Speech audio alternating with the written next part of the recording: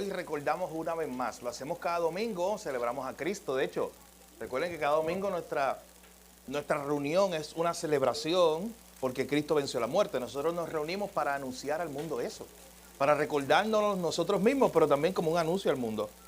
Pero esa segunda alabanza tenía una línea que decía: Jesucristo ha vencido, nos ha resucitado con Él. Y esas dos partes hay que conectarlas, no solamente recordar que Jesús venció la muerte, que Jesús resucitó, sino que hoy también podemos recordar que Él me resucitó con Él. Que yo era el que estaba muerto un día y ahora tengo vida en Cristo Jesús. Así que tenemos muchas razones por las cuales celebrar esa resurrección de Cristo. En esta mañana yo le invito a que me acompañe a la palabra de Dios y vamos a ir a un pasaje del Antiguo Testamento. Vamos a ir al libro de Isaías capítulo 25, porque vamos a ver una profecía acerca de la resurrección. Así como hicimos el pasado viernes, que estuvimos viendo una profecía acerca de ese Salvador que vendría del sacrificio de Cristo en la cruz, así lo haremos en esta hora, pero viendo esa profecía de Isaías sobre la resurrección de Cristo. Así que le invito a que me acompañe al libro de Isaías capítulo 25. Vamos a leer el pasaje completo, tiene 12 versículos, así que le invito a aquel que pueda estar de pie para leerlos juntos. Le hemos titulado a este mensaje: el banquete de salvación y la victoria final de Dios. Y se dará cuenta por qué ese término del banquete de salvación. Escuche bien lo que dice Isaías capítulo 25 desde el verso 1 en adelante. Jehová, tú eres mi Dios, te exaltaré, alabaré tu nombre, porque has hecho maravillas. Tus consejos antiguos son verdad y firmeza. Porque convertiste la ciudad en montón, la ciudad fortificada en ruina, el alcázar de los extraños, para que no sea ciudad, ni nunca jamás sea reedificado. Por eso te dará gloria el pueblo fuerte, te temerá la ciudad de gentes robustas.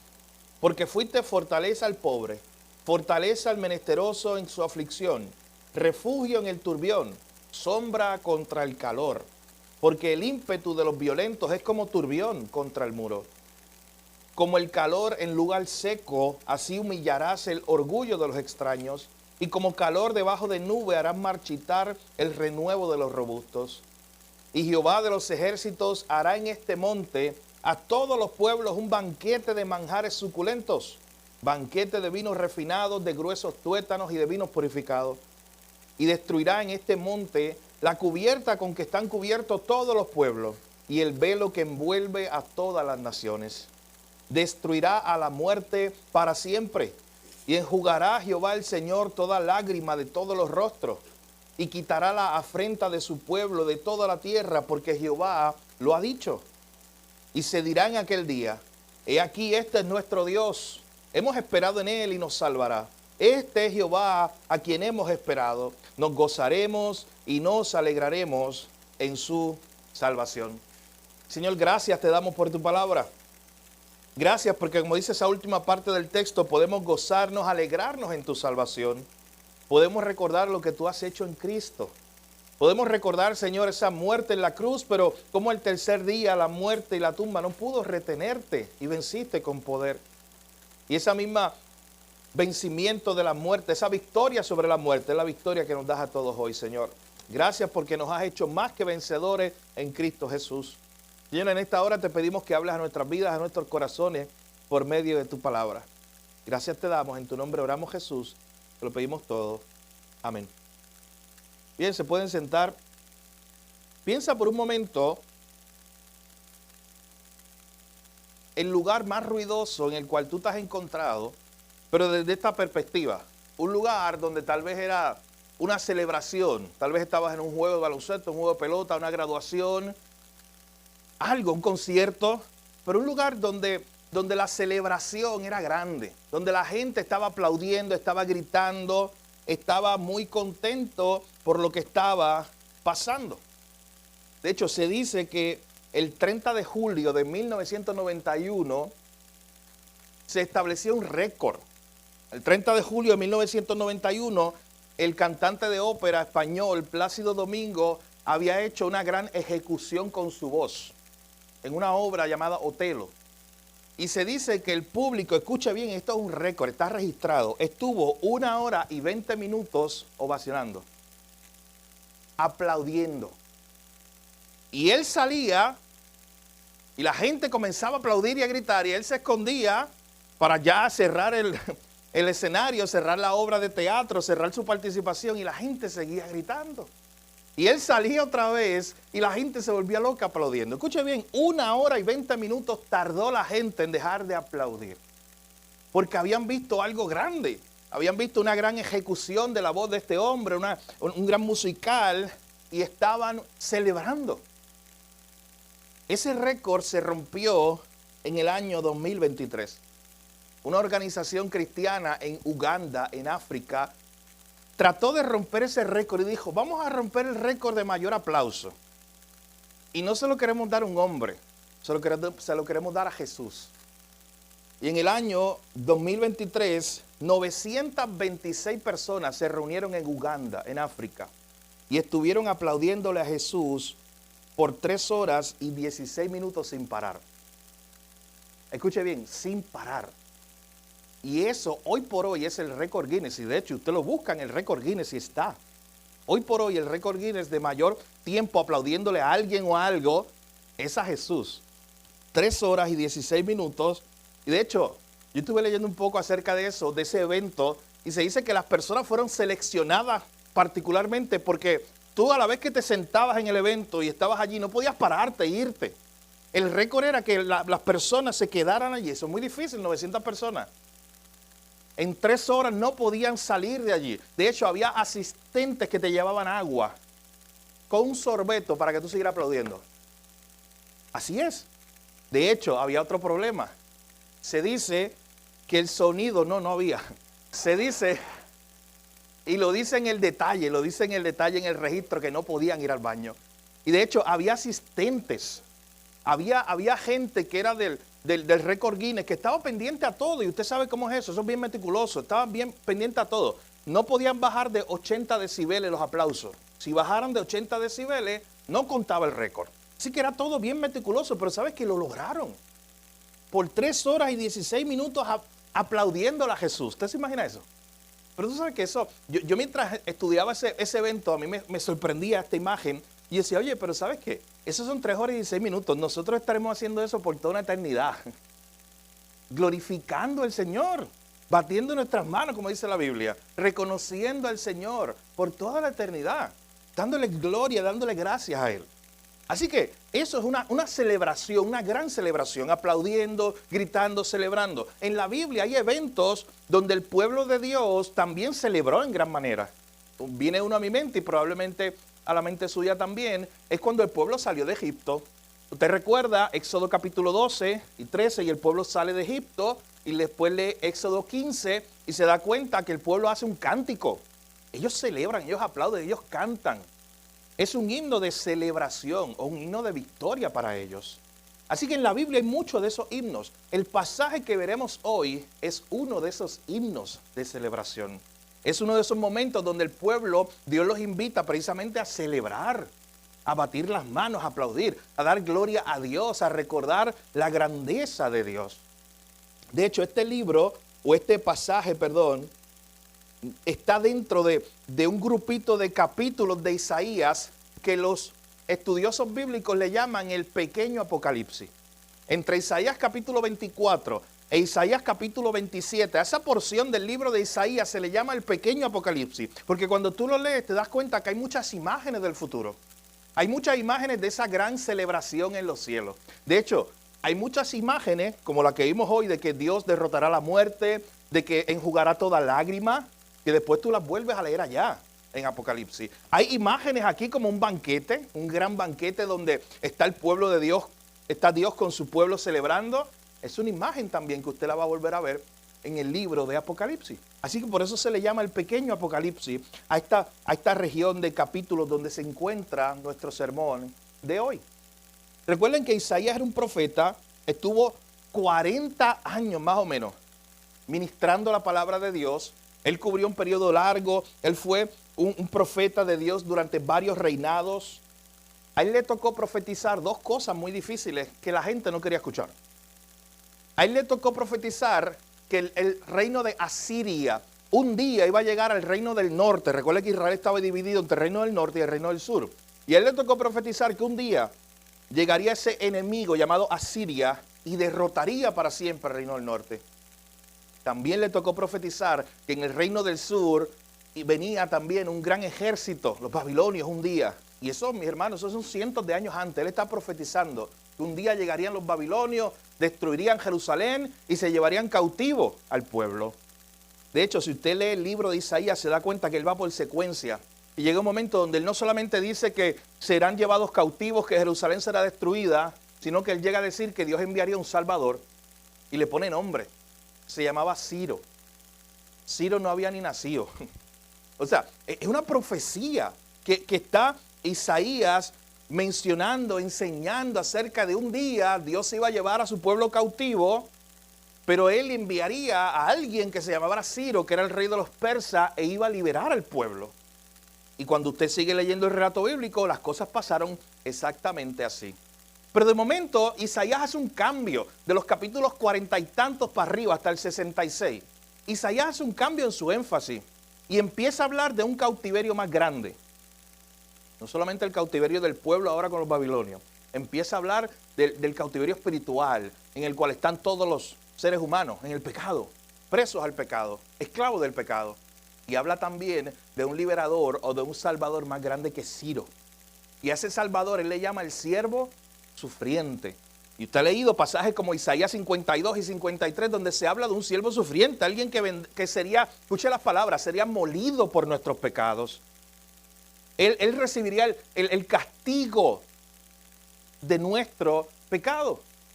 Y ese pasaje de Isaías 52 y 53 lo describe de esa manera. Así que el capítulo 25, vuelvo y repito, que es el capítulo que tenemos delante de hoy, y el capítulo 26 también, que es su lectura de esta tarde, son cánticos de salvación, son cánticos de celebración, es un himno. El pueblo estaba cantando, el pueblo estaba celebrando, el pueblo estaba agradecido de Dios. Dios los estaba invitando a eso. ¿Y de qué se trata el capítulo 25 que veremos brevemente en esta mañana? Se trata de cómo Dios juzga a las naciones, pero salva a su pueblo. Se trata de este Dios salvador que invita a su pueblo a un banquete eterno. Se trata de un Dios salvador que no solamente invita a su pueblo a un banquete eterno, sino que les muestra que ellos podrán estar en ese banquete sin preocupaciones, sin lágrimas, sin dolor, porque ya la muerte ha sido derrotada. Así que acompáñeme desde el verso 1 al 12, viendo en esta mañana, parte por parte, lo que nos enseña este cántico, esta profecía que presenta Isaías en forma de alabanza. Miren lo primero, versículos 1 al 5. Dios es glorificado por su justo juicio. Aquí empieza el autor, el profeta, la primera parte del verso 1 diciendo lo siguiente. Señor, tú eres mi Dios, te exaltaré, alabaré tu nombre, porque has hecho maravillas. Él empieza con un acto de alabanza. Esto parece un salmo. Si usted se recuerda, los salmos son así. Él empieza con una expresión de alabanza. Señor, yo te exaltaré, yo alabaré tu nombre por lo que tú has hecho. Y luego, desde el verso 2 en adelante, precisamente nos explica qué cosas ha hecho Dios entre el pueblo por las cuales Él quiere levantar este acto de alabanza o esta expresión de alabanza. Isaías comienza exaltando a Dios por sus obras. Dios iba a ser glorificado en medio del juicio. Recuerden esto, Isaías está profetizando para el futuro. Y la profecía al inicio parecen ser no buenas noticias. Porque lo que está diciendo es que viene juicio. Que Dios va a enviar a los asirios, a los babilonios. Entonces cualquiera que escuchara esta profecía originalmente podría pensar, como veíamos nosotros hace poco, oye, parece que los malos van a ganar. Parece que los asirios y los babilonios al final van a destruir al pueblo de Dios. Y para que eso no pasara, por eso Isaías le recuerda al pueblo esto, lo que hizo Dios. Tú has hecho maravillas y tus consejos son verdad y firmeza. De hecho, antes de presentar detalladamente a Isaías lo que Dios iba a hacer y el juicio que Dios iba a hacer y recordarle que Dios iba a encargar de los babilonios y de los asirios, ese versículo 1 es bien importante, especialmente esa última línea donde dice, Señor, tus consejos antiguos son verdad y son firmes. Tus consejos antiguos, en otras palabras, lo podemos traducir de esta manera. Señor, lo que tú has dicho en el pasado es verdadero y es firme, no cambia. Y no es mentira, va a ocurrir. De hecho, si usted quiere, vea este versículo en la Nueva Traducción Viviente y escuche bien, porque nos ayuda a entenderlo mejor. Dice, oh Señor, yo honraré y alabaré tu nombre, porque tú eres mi Dios. Tú haces cosas maravillosas. Las planeaste hace mucho tiempo y ahora las has realizado. Y lo que quiere Isaías que este pueblo recuerde es que todo lo que estaba aconteciendo, todo lo que él estaba diciendo a ellos acerca del futuro, todas estas cosas acerca de que un día llegaría el pueblo de los asirios, de que un día llegaría el pueblo de los babilonios y destruiría la ciudad, todo esto era parte de un plan de Dios. Señor, lo que tú has planificado hace mucho tiempo y ahora lo has cumplido. Isaías quería que el pueblo recordara que cuando Dios decía una palabra, que cuando Dios planificaba algo, Él lo iba a ejecutar, Él lo iba a cumplir. Así que lo primero que vemos ahí es esa exaltación de Isaías a Dios, porque Él ha cumplido lo que ha dicho, lo que ha prometido. Señor, porque tus consejos son antiguos, son verdaderos y son firmes. Hermano, y es un buen recordatorio para nosotros hoy. Recordar que nuestro Dios no cambia. Recordar que ese mismo Dios que le estaba diciendo, que le estaba recordando al pueblo que todo lo que Él había prometido lo iba a cumplir, es el mismo Dios que tenemos en el día de hoy. De hecho, si usted sigue conmigo, versículo 2, aquí Isaías comienza entonces particularmente a decir por qué Él es que está adorando a Dios o por qué Él está invitando al pueblo a adorar a Dios. Noten lo que dice, porque tú convertiste la ciudad, esas grandes ciudades, esos grandes pueblos que parecía que nadie los iba a destruir, tú los convertiste en montón. Esa ciudad fortificada, esa ciudad que parecía que nadie podía destruir, Señor, tú te encargaste de ellos, de los enemigos, y tú los convertiste en ruina. El alcázar es como un palacio, el alcázar de los extraños, tú hiciste que no fuera ciudad y que nunca más fuera reedificado. Versículo 3, por eso te dará gloria al pueblo fuerte, te temerá la ciudad de gente robusta. Aún los más fuertes, está diciendo Isaías, te tienen miedo a ti. Aún los más fuertes entre los pueblos, aún las naciones más poderosas, temen al Señor, está diciendo el profeta. Y por eso Él lo está alabando, porque Dios está emitiendo un juicio, porque Dios está derribando a aquellos arrogantes y opresores, aquellas naciones que se levantaban en contra del pueblo de Dios. Así que Isaías está simplemente adorando a Dios por todas las cosas que Él ha hecho, porque Dios se ha encargado de los enemigos, porque Dios los ha destruido para siempre. De hecho, en este mismo capítulo se nos va a hablar del enemigo mayor y cómo Dios lo destruyó. Pero aquí simplemente está Isaías pensando en su tiempo, en su época, cuáles son esas naciones poderosas que son nuestros enemigos y cómo Dios se ha encargado de ellos. Pero noten que entre los versículos 1 al 5, Isaías no solamente habla acerca de cómo Dios o qué hizo Dios con los enemigos. También en los versos 4 y 5, Isaías comienza a pensar qué hizo Dios con su pueblo. Mientras Dios hacía juicio contra los enemigos, cómo Dios cuidaba a su pueblo. Y miren estas hermosas imágenes. Versículo 4. Recuerden que Isaías está dirigiendo al pueblo en alabanza por lo que ha hecho Dios. Y le está diciendo, o le está recordando al pueblo que aun cuando Él se encargó de los enemigos, mira lo que Él hizo. Señor, tú fuiste fortaleza al pobre. Tú fuiste fortaleza al menesteroso en su aflicción. Señor, tú fuiste el refugio contra el turbión. El turbión, ponga ahí la palabra tormenta, y es lo mismo. Es una gran lluvia. Señor, tú fuiste el refugio contra las grandes lluvias, contra las tormentas, contra los huracanes. Tú fuiste sombra. Miren todas las imágenes que usa Isaías. Tú fuiste un refugio contra las tormentas. Tú fuiste sombra contra el calor. O sea, en otras palabras, el pueblo tuyo se refugió en ti. El pueblo tuyo supo dónde esconderse cuando había calamidad. Miren, en las ciudades medievales antiguas, el castillo estaba bien visible siempre. Entonces, todas las personas sabían a dónde esconder ¿A dónde esconderse? Todas las personas sabían que cuando venía el enemigo, todos tenían que correr al castillo porque el castillo era el lugar seguro. Sería un insensato aquel que le dicen, tocan las trompetas y dicen, oye, los enemigos vienen, y se quedara allí en la plaza pública en la ciudad. No, todos corrían al castillo, todos corrían al lugar seguro. Y esta es la imagen que se está presentando aquí. Hermano, y a mí me parece que nosotros sabemos dónde está el lugar seguro. El pueblo de Dios siempre lo supo aquí, y eso pasa con el pueblo de Israel, usted lo ve ocasión tras ocasión, que el pueblo de Israel sabía siempre dónde estaba el lugar seguro, pero por una u otra razón no llegaban a él. No porque el lugar seguro no estuviera disponible, era por voluntad de ellos, que preferían estar en otro lugar, que no corrían a refugiarse en el Señor. Pero en esta ocasión el salmista, o el profeta, Isaías, está recordando y está diciendo, Señor, tú fuiste fortaleza. Cuando tú enviaste juicio contra los enemigos, el pobre, el menesteroso, se pudo refugiar en ti. Así como nos refugiamos en una tormenta, tú fuiste nuestro refugio. Así como cuando hace calor buscamos la sombra, Señor. Eso tú fuiste para nosotros. Hermano, y mientras yo estudiaba este sermón, esas dos imágenes me acompañaban a mí en lo personal. Y yo decía, oye, pero soy yo ese tipo de persona. ¿Me está describiendo esto a mí como parte del pueblo de Dios? ¿Soy yo el que me refugio en Dios en medio de la tormenta? ¿Soy yo en que ante el calor, y recuerden que esto es algo metafórico, esto no es físico, literal, el calor físico, ante el calor yo me estoy refugiando en la sombra del Altísimo? ¿Recuerdan la imagen del salmista? Yo me estoy refugiando en la sombra de Dios. Estoy yo aprovechando ese gran refugio que tengo en el Señor. Porque el ímpetu, termina diciendo ese verso 4, el ímpetu de los violentos es como una tormenta contra el muro.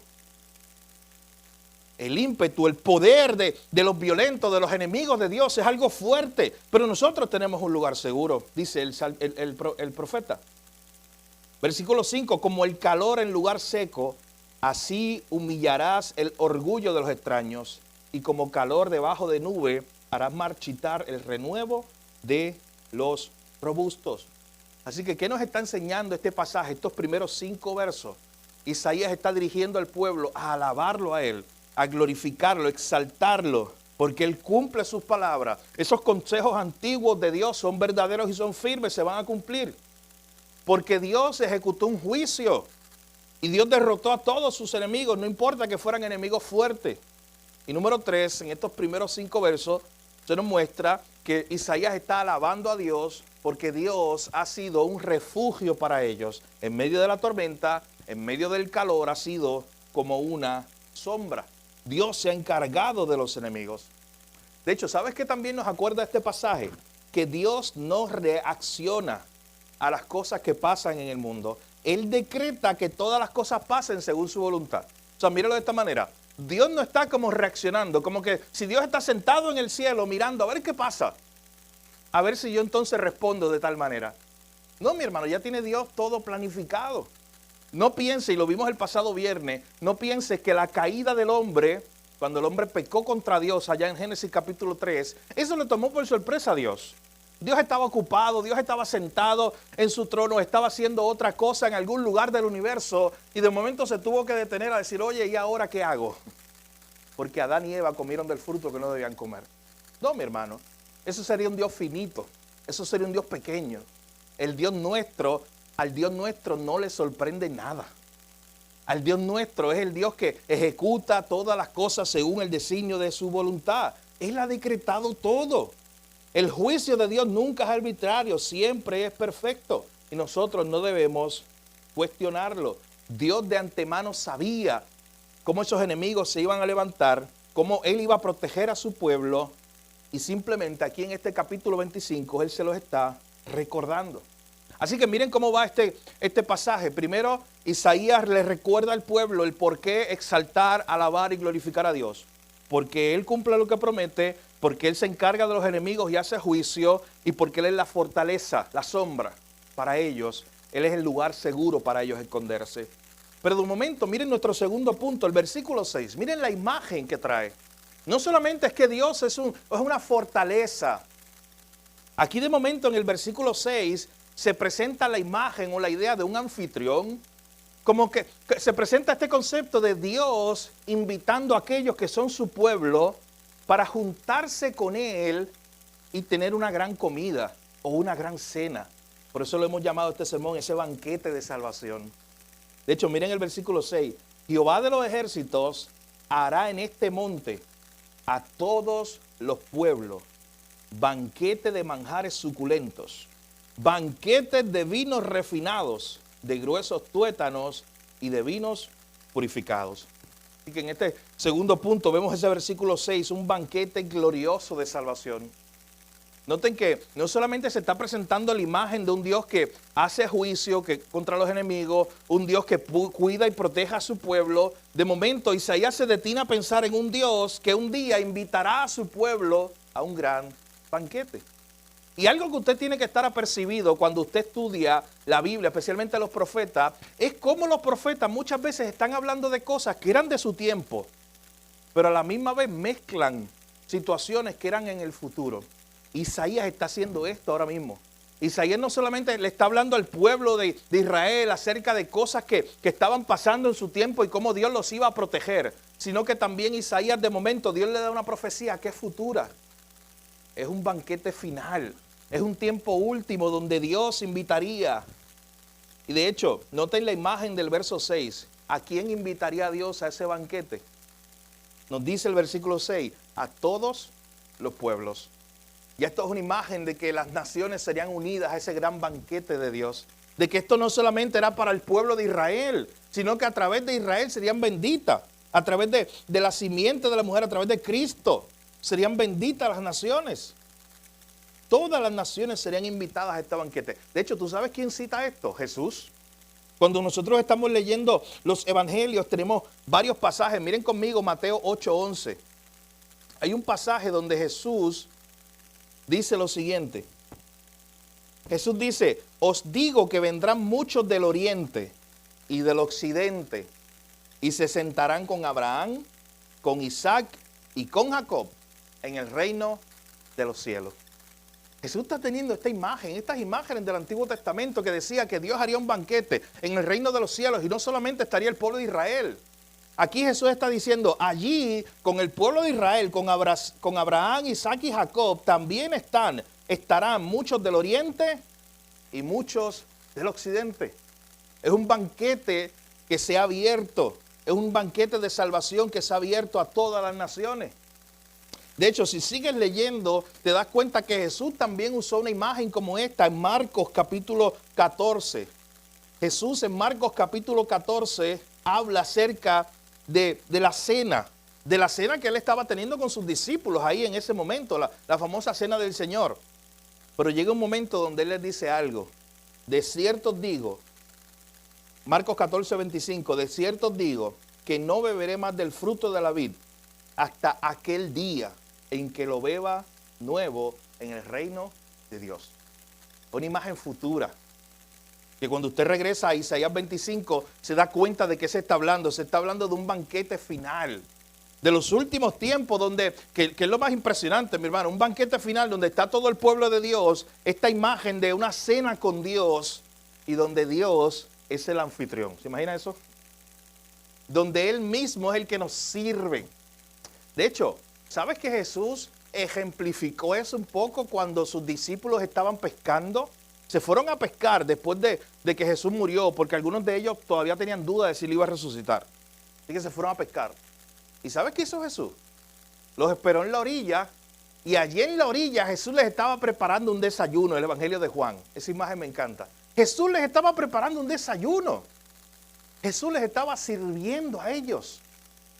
Y esa imagen de un banquete final es Dios, este Dios que hace juicio, este Dios que cumple lo que promete en los primeros versos, este Dios que es sombra, como la sombra para su pueblo, como un refugio para su pueblo. Es un Dios tan y tan bondadoso que está invitando a todo su pueblo a un banquete.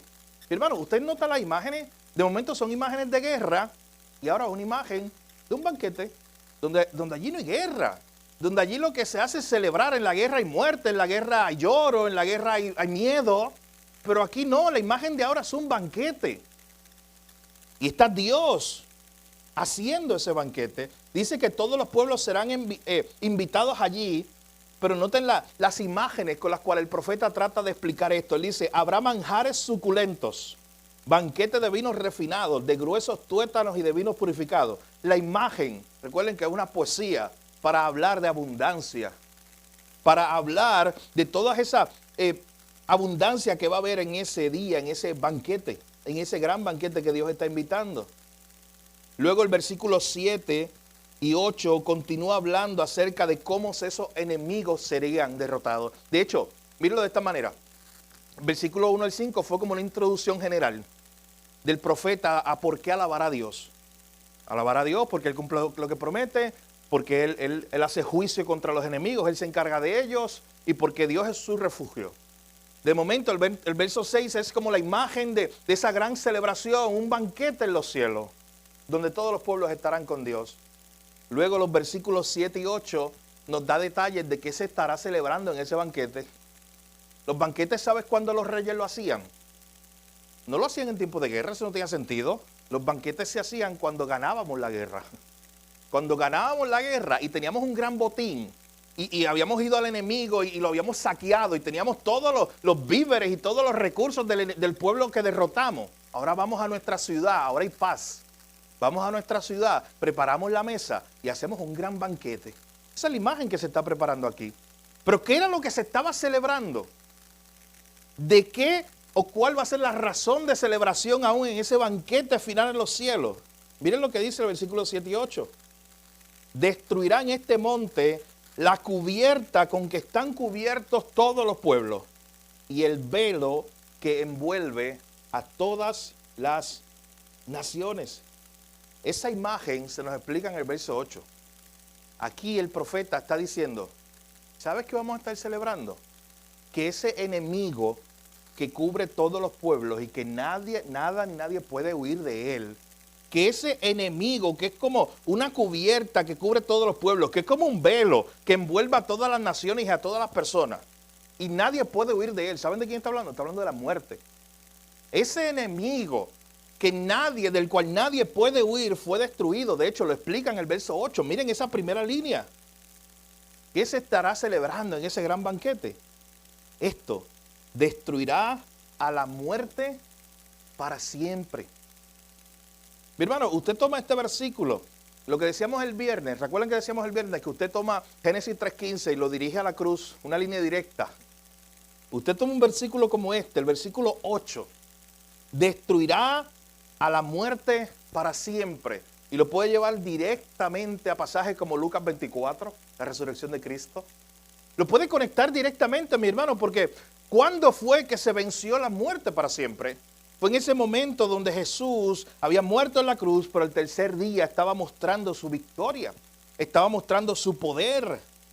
Destruirá a la muerte para siempre. De hecho, aquí hay algo muy importante que hay que saber. ¿Sabes qué? En los pueblos vecinos de Israel habían dioses, otros dioses. Los pueblos vecinos creían en muchos dioses.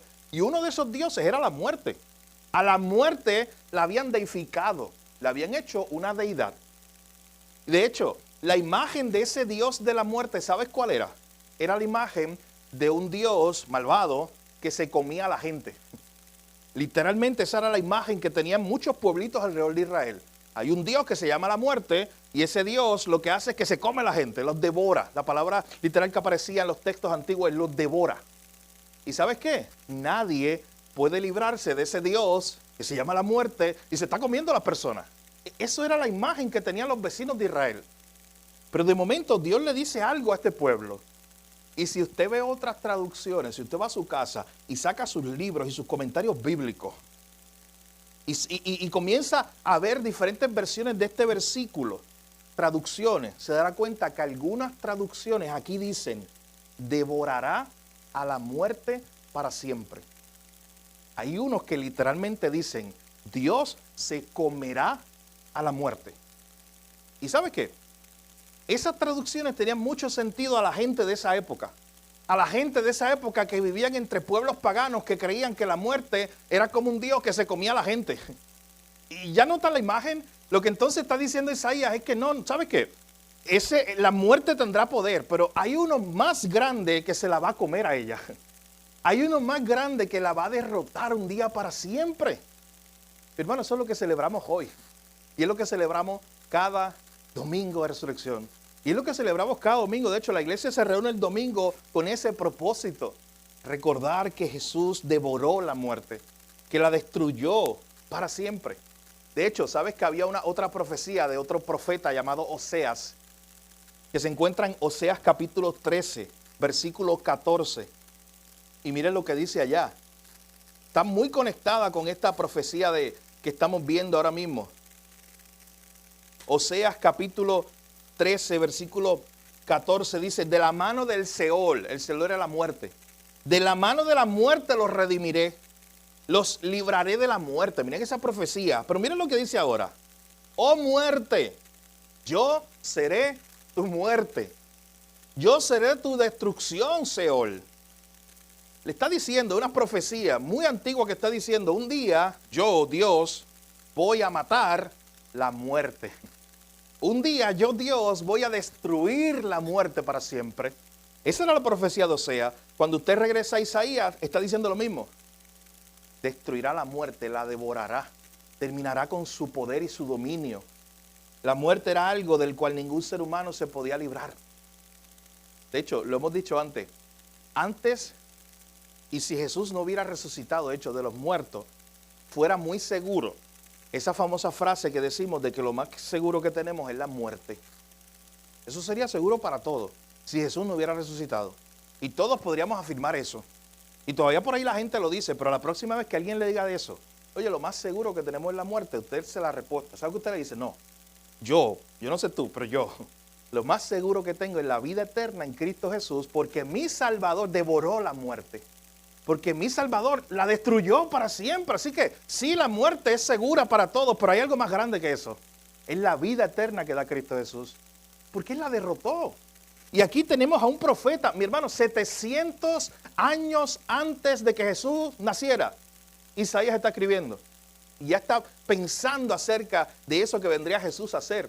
Destruir la muerte para siempre. Así que noten esa imagen del banquete, de esa gran celebración. ¿Sabes por qué? Porque Dios venció al enemigo, especialmente al enemigo mayor, que era la muerte.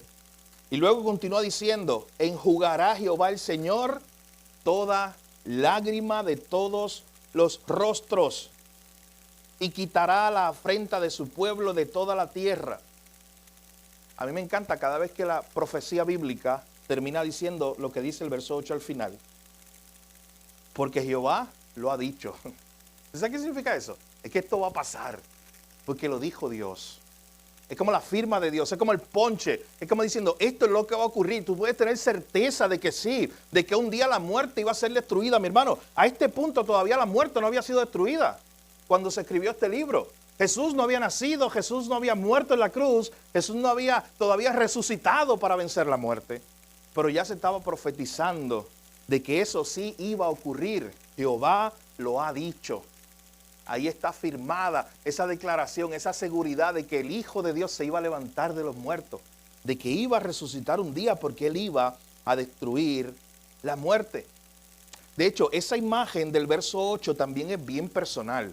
Cuando dice, enjugará Jehová el Señor toda lágrima de todos los rostros. Hermano, no está diciendo que Dios va a enviar ángeles para que nos sequen con servilleta o con sus manos las lágrimas de su pueblo.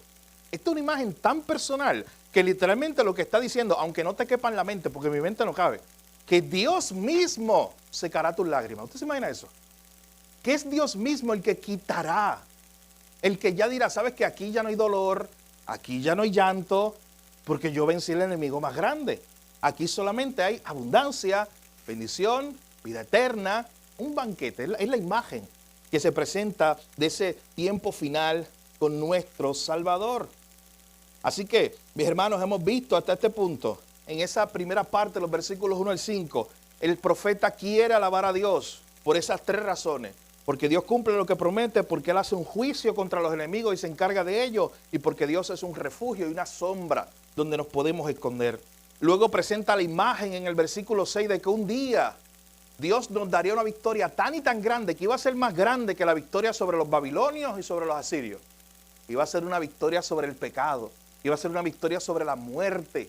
Él destruiría la muerte para siempre y nos olvidaríamos de ella y ya no habría dolor, ya no habría llanto, y estaremos en ese gran banquete.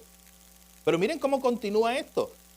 Luego en el versículo 9 se nos habla acerca de cuál va a ser la respuesta del pueblo ante esa gran obra de Dios. ¿Cuál iba a ser la respuesta de este Dios que destruyó la muerte?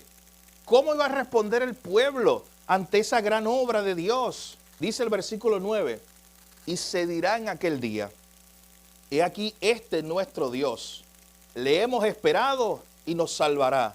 Este es el Señor a quien hemos esperado, nos gozaremos y nos alegraremos en su salvación. Hermano, esta es la alabanza de un pueblo redimido. ¿Por qué le dicen a esto el pequeño Apocalipsis? Bueno, lea lo que están cantando los santos en Apocalipsis. Es lo mismo. Ellos están cantando algo muy parecido. Ellos están dándole gracias a Dios. Ellos están diciendo, oye, digno es el Cordero de Dios, ese que venció, el que quitó el pecado, el que nos salvó. Y de hecho, la imagen es que todos los que van a estar allá en el cielo, en ese banquete, va a estar diciendo, lo mismo de Apocalipsis, todos concentrados allá en el Cordero de Dios adorándolo. Aquí es diciendo, este es nuestro Dios. Este es el que venció la muerte. Y sabes que ese que venció la muerte es mi Padre, es mi Dios. Este es nuestro Dios. Nosotros esperamos en Él y Él nos salvó. Decía yo estoy diciendo el salmista cada rato, pero es que esto es un salmo. Esto es una alabanza a Dios, así que usted entiende. Decía el profeta, este es nuestro Dios, nosotros hemos esperado en Él, nosotros nos vamos a gozar. De hecho, miren la imagen última, ya no es de guerra, ya no es de llanto, ya no es de dolor. Nosotros nos gozaremos y nos alegraremos en su salvación. Mi hermano, por toda la eternidad, tú estarás haciendo esto precisamente, diciendo, este es nuestro Dios, el Dios que nos salvó. Y estarás uniéndote, no lo estarás haciendo solo, estarás uniéndote a millares y millares, millones de personas de toda tribu, lengua y nación a través de todos los siglos que también pueden decir lo mismo. Este es nuestro Dios, el que nos salvó. Este es nuestro Dios en el cual hemos esperado. Este es el Dios que derrotó a todos nuestros enemigos. Hay un reconocimiento ahí de la obra de Dios. De hecho, ese reconocimiento de que Dios destruyó a todos los enemigos, ni el salmista ni el proverbista, el profeta. El profeta lo vuelve a recordar. Miren conmigo cómo termina esto. Miren los versículos 10 al 12. En los versículos 10 al 12, el profeta termina pensando en lo siguiente. Termina otra vez recordando esa imagen de quienes eran los enemigos del pueblo de Israel y cómo Dios los había vencido. Miren lo que dice el versículo 10. Ese juicio final sobre los enemigos. Porque la mano de Jehová reposará en este monte. Pero Moab era un pueblo enemigo de Israel, que aquí y muchos profetas siempre es una imagen de los enemigos de Dios aún en sentido general. Pero Moab será hollado en su mismo sitio. Como es hollada la paja en el muladar, será destruido, será pisado, será triturado los enemigos. Y extenderá su mano por en medio de él, como la extiende el nadador para nadar, y abatirá su soberbia y la destreza de sus manos, y abatirá la fortaleza de tus altos muros, la humillará y la echará a tierra. Y miren lo que dice aquí al final. Es que esto es una imagen con la cual quiere terminar el profeta. Está diciendo, ¿tú sabes cuando Dios se encarga de sus enemigos? ¿Tú sabes cómo Dios los destruye? Dios no destruye a los enemigos como hizo Saúl. ¿Usted recuerda lo que hizo Saúl? Que Dios le dijo, oye, tienes que destruir a toda esa gente. No, pero hay unas vaquitas bonitas, hay unas ovejitas lindas, y pues salva a aquel y salva al otro. Y terminó haciendo un caos cuando usted lee el relato bíblico. No, ¿cómo Dios destruye a sus enemigos, mi hermano? Para que nadie tenga duda. Cómo Dios destruyó la muerte para siempre y a cualquiera que sea su enemigo. Dice que lo trituró y dice que lo echará a tierra hasta el polvo. Yo creo que eso no necesita mucha explicación. La imagen que está tratando el profeta de traer de cómo van a ser destruidos los enemigos. Que al final de cuentas no va a quedar nada. No va a quedar nada. Cuando Dios destruya a sus enemigos, no hay forma de que ellos se levanten otra vez. Y recuerden que esto es ya una imagen final, está hablando al final de los tiempos. Hermano, esto no es como las películas que usted ve de Avengers, que hoy mataron al villano y la próxima película sale por algún lugar. Esto no es como las historietas que tenemos nosotros. Tú dices, pero ese villano murió hace mucho tiempo y de momento, por otro lado, resucitó, o es que no había muerto, o es que, no sé, pero salió de nuevo. No, mi hermano. Cuando Dios destruye a sus enemigos, los destruye para siempre. Y esta, que es la imagen final de los tiempos, está diciendo, no piensen que después de mucho tiempo otra vez saldrá la maldad, saldrá el llanto, saldrá el lloro, o alguien va a morir allá en los cielos. No, ese enemigo ya fue derrotado una vez y para siempre, hasta el polvo. Ya no queda nada, hermano, ya no queda nada de los enemigos de Dios. Oye, ahora entendemos esta imagen porque es que allá vamos a estar diciendo, este es nuestro Dios, este es el que nos salvó. Nos gozaremos y nos alegraremos en su salvación. Por eso es que estaremos así, dándole gracias a Dios por la eternidad. Mi hermano, Isaías 25 nos ha mostrado que Dios reina soberanamente sobre su salvación. Él es el que emite los juicios, Él es el que derrota a sus enemigos, especialmente el enemigo más grande que es la muerte. Se nos mostró también esa hermosa imagen de un banquete donde estará gente de todos los pueblos allí. Dios estará celebrando con ellos su victoria sobre la muerte. El final del creyente nos los muestra el versículo 9, esa hermosa alabanza con la cual estaremos nosotros por la eternidad, diciendo, este es nuestro Dios en el cual hemos esperado, este es nuestro Salvador. Si tú estás en Cristo hoy, esta es tu victoria. Si tú estás en Cristo hoy, por eso decíamos en la alabanza número 2 hoy, no me olvido de eso. Decía, Cristo ha resucitado. Él ahora nos ha resucitado con Él. Él nos ha dado esa victoria, Él nos ha hecho parte de esa victoria. Hermano, la imagen que se nos está dando aquí es del rey que fue y venció a todos sus enemigos, ahora se está sentando para celebrar porque Él fue el que venció a todos sus enemigos y tú que no hiciste nada, fuiste invitado. Y tú que no hiciste nada, porque tú no podías derrotar a esos enemigos, también fuiste invitado a esa gran fiesta, a ese gran banquete, a celebrar que los enemigos fueron vencidos. Pero no tendremos corazones agradecidos por eso, porque ¿quién merecía estar allí? ¿Quién merece estar en ese banquete final con Jesús como nuestro anfitrión? Y nosotros adorándole y diciéndole gracias. De hecho, por eso es que la Biblia dice en Efesios 2, no es por obra para que nadie se gloríe, por eso es. Porque allí no va a haber nadie en los cielos diciendo, hey, ¿sabes que fui yo el que vencía a tal enemigo? No, mi hermano, allí no se va a estar hablando de cuántos enemigos tú venciste. Se está hablando de cómo Cristo venció a sus enemigos y los puso debajo de sus pies y los destruyó hasta el polvo, con la imagen que utiliza el autor. Cómo Cristo venció la muerte para siempre. Pero si no estás en Cristo, tu parte no será en el banquete. Si no estás en Cristo, tu parte será en aquellos enemigos destruidos, apartados de Dios, pagando el precio por toda la eternidad. Hoy es el día de salvación. Hoy es el día de hacer dos cosas. Si tú estás en Cristo, darle gracias a Dios una vez más y sorprenderte una vez más que tú estarás en ese gran banquete celebrando por una victoria por la cual tú no hiciste nada. Fue Él y tú lo estás celebrando a Él. Tú estás celebrando que Él ya derrotó a todos y que ya no tiene poder sobre nosotros el pecado y la muerte. Y eso debe sorprenderte, eso debe sorprendernos a cada uno de nosotros y vivir agradecidos por eso. Pero si no estás en Cristo, vuelvo y repito, no estás en ese banquete de victoria, de celebración. Estás en la otra parte de este mismo pasaje. Si no eres un amigo de Dios, no hay posición neutral, mi hermano. Eres un enemigo de Dios. Hoy puedes ser amigo de Dios solamente a través de Jesús. Jesús puede ser hoy que tú seas amigo de Dios, que tú tengas una relación con Dios. Hoy es el día donde Dios te permite una vez más recordar que no hay posiciones neutrales, que no hay punto medio, que soy amigo de Dios o que soy enemigo de Dios, que estará en el banquete de celebración, honrando a Cristo, el vencedor, por toda la eternidad. O estaré perdido para siempre, siendo incluidos los enemigos de Dios. ¿Y sabes qué es lo más hermoso?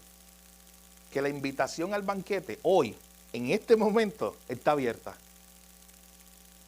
que la invitación a ese gran banquete hoy está abierta y que todavía hay gracia, misericordia y oportunidad para salir corriendo a Cristo y decirle, Señor, gracias. Yo no merezco estar en ese banquete final. La victoria es tuya, pero tú me has invitado, yo quiero ir. Hoy es el día de salvación. Hoy es el día donde puedes decirle al Señor eso.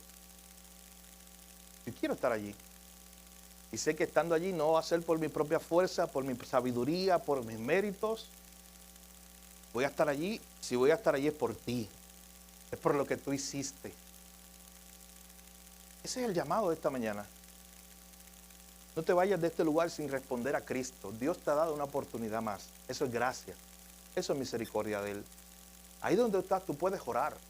Ahí donde tú estás en tu asiento en este momento, tú puedes decirle, Señor, gracias por esa invitación. Perdóname porque la había rechazado. Perdóname porque la tenía en poco. No la había entendido.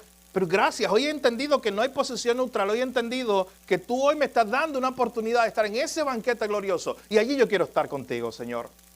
Yo quiero ser parte de aquellas voces que estarán diciéndole al Cordero de Dios, Señor, este es mi Dios. Este es el que venció la muerte para siempre. Yo no quiero ser parte de esos enemigos de Dios que pagarán la paga del pecado por la eternidad.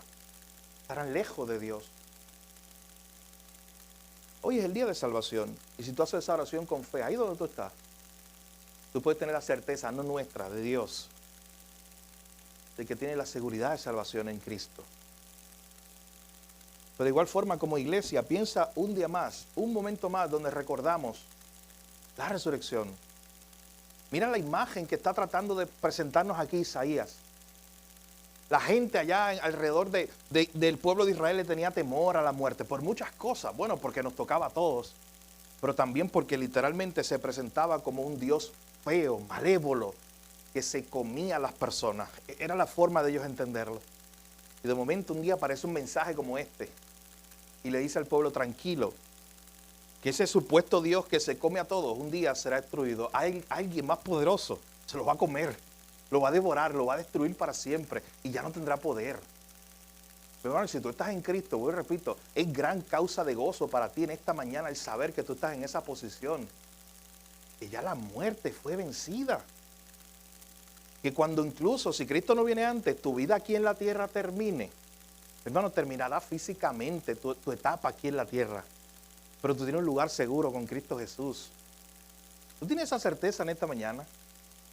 Y si tienes esa certeza en esa mañana, mi hermano, no es que tú estás 50 y 50 seguro, no. Que tú estés 100% seguro de que si te vas hoy, tienes la certeza de estar con Cristo. Estar con Él. Porque Él venció la muerte. Y vas a estar con ese Dios, en ese banquete final, el que enjugará toda lágrima. El que estará contigo. Dice la Biblia, termina diciendo, Él será mi Dios, nosotros seremos su pueblo. Estaremos con Él por la eternidad. Qué hermosa imagen nos muestra la Escritura. Nos permite el Señor en esta mañana poder tomar esa imagen, esas referencias hermosas a la victoria de Cristo y recordar, como dice la palabra, que por medio de Él somos más que vencedores, por medio de aquel que nos amó. Vamos a orar en esta mañana. Padre, gracias por tu palabra. Gracias, Señor, porque a través de ella tú nos animas, tú nos recuerdas estas hermosas verdades. Señor, cada domingo como iglesia nos reunimos, Señor, para recordar, para celebrar, para anunciar al mundo que tú venciste la muerte, que tú derrotaste a aquella que estaba derrotando a todos. Nadie se escapaba de la muerte, ni los hombres más poderosos, ni los hombres con más dinero. Nadie podía escapar de eso. Nadie podía destruirla hasta que llegó aquel que fue a la cruz a morir por nuestros pecados y que luego al tercer día resucitó de los muertos, venciendo la muerte para siempre, porque la muerte no pudo derrotarlo. Oh Señor, y gracias porque tu victoria es nuestra victoria y eso es lo que celebramos hoy, Señor. Fuiste tú el guerrero, fuiste tú el vencedor, Señor, pero a tu iglesia tú le has placido darle esa victoria. Oh Señor, bendita gracia, que nunca dejemos de sorprendernos con tan grande amor, con tan grande bondad que tú tienes para con nosotros.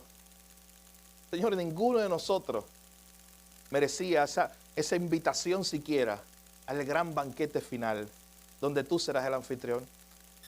Pues Señor, pero nos has invitado por gracia, nos has traído, nos has llevado, Señor, a ti. Y hoy tenemos la seguridad de un día estar allí. Y allí reunidos a tu mesa, Señor, no estaremos hablando de nosotros, no estaremos hablando de nuestras grandes obras, no estaremos hablando de nuestras grandes victorias. Allí en tu mesa estaremos hablando de tu gran victoria. Allí en tu mesa estaremos diciendo solamente, este es nuestro Dios, este es el que nos salvó. Y allí, como decía el versículo 9, nos alegraremos en tu salvación para siempre, Señor. Gracias por ese privilegio. Gracias por ese gozo que tenemos en ti y esa seguridad que tenemos en ti. Señor, pero una vez más te pido misericordia, tu gracia sobre aquel que hoy escucha este mensaje y no te ha conocido o no está en ti, Señor. Que hoy día su corazón se pueda afianzar en ti en esta mañana, Señor, teniendo la seguridad de que estará contigo por la eternidad, de que es amigo de Dios por medio de Cristo. Señor, gracias por tu palabra. Gracias por tu iglesia. En tu nombre Jesús oramos. Te lo pedimos todo, Jesús. Amén.